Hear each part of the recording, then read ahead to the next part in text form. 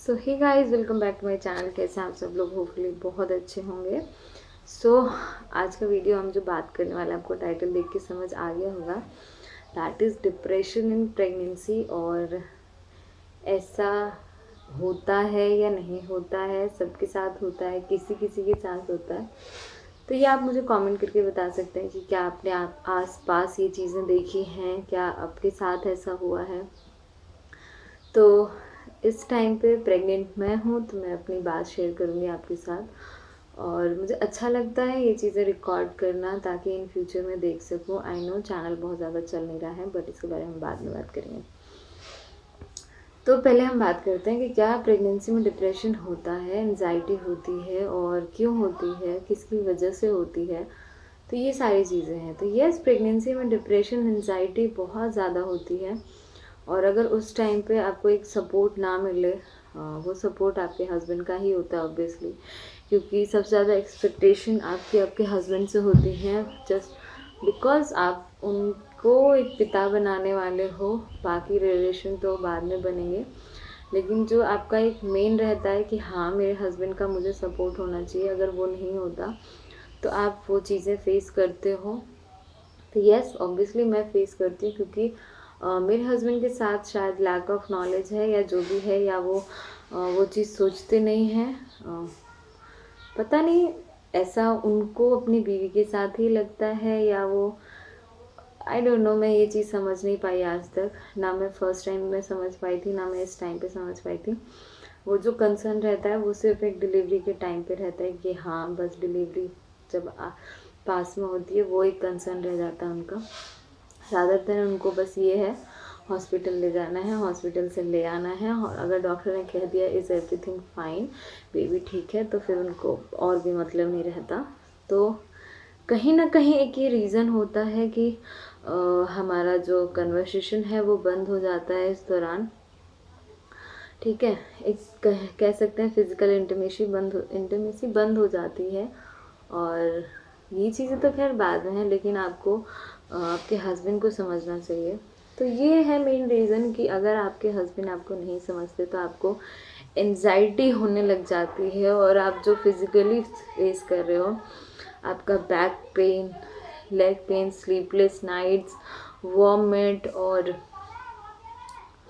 बहुत सारी चीज़ें ऐसी होती हैं जो कोई नहीं समझता। फिर आपको लगता है यार, कोई समझने वाला नहीं है, ये चीज़ मुझे ही फेस करनी है बस। तो ये होता है कि आपको बहुत सारे इश्यूज होते हैं, खासकर स्टार्टिंग में। तो जब उस टाइम पे कोई नहीं समझा, तो बाद में क्या समझेगा आपको। ऑब्वियसली एक माँ समझती है। और मैं एक छोटा सा किस्सा आपको बताती हूँ, आपको लगेगा कि ये चीज़ शेयर करने वाली है या नहीं है। जब हमारी लड़ाई हो जाती है, अभी फ़िलहाल हमारी लड़ाई हुई है, और उसके बाद ही मैं ये वीडियो बना रही हूँ, क्योंकि दिमाग वहीं पे चलता रहता है। फिर मुझे लगा क्यों ना मैं आपके साथ शेयर करूँ ये चीज़। तो जब हमारी लड़ाई हुई तो मैंने खाना नहीं खाया, तो उन्होंने मुझे कहा भी नहीं कि तुम खाओ खाना, ठीक है। वो फ्रस्ट्रेशन ऐसी हुई कि मैं बहुत ज़्यादा, करीब 1 घंटे तक इतना ज़्यादा रोई, जिसकी वजह से मुझे फिर समझ आया कि नहीं यार, कोई पूछने वाला नहीं है, तो खुद ही आपको उठना है, खुद ही खाना है, खुद आपको सोचना है। ऑलरेडी आप एक बच्चे की माँ हो, तो आपको उसकी भी केयर करनी है, और जो एक आपके अंदर है उसकी भी केयर करनी है।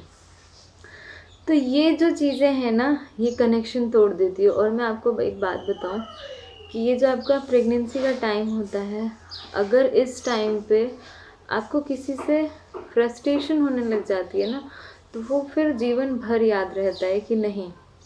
क्योंकि एक औरत का सबसे जो क्रूशियल टाइम होता है वो ये होता है, ये जो ड्यूरेशन रहता है।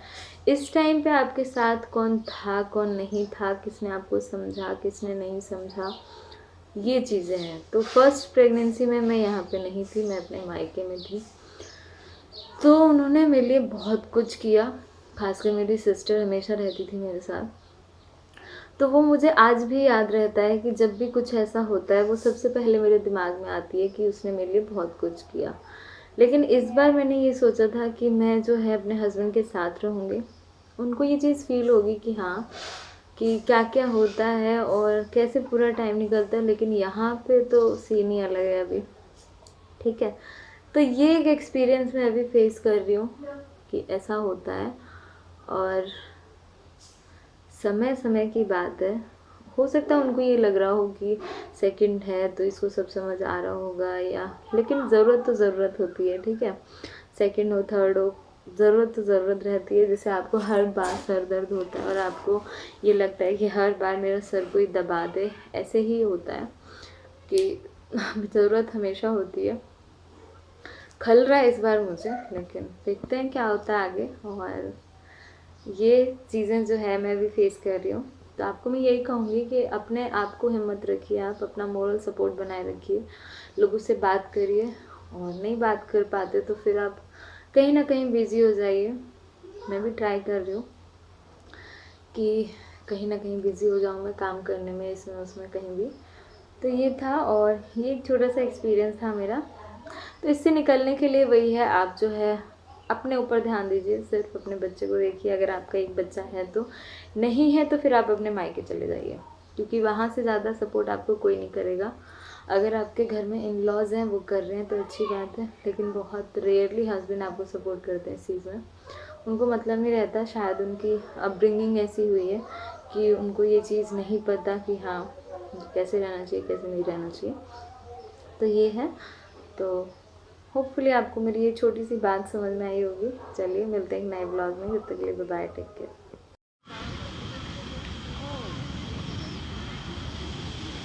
भाई अरे मम्मी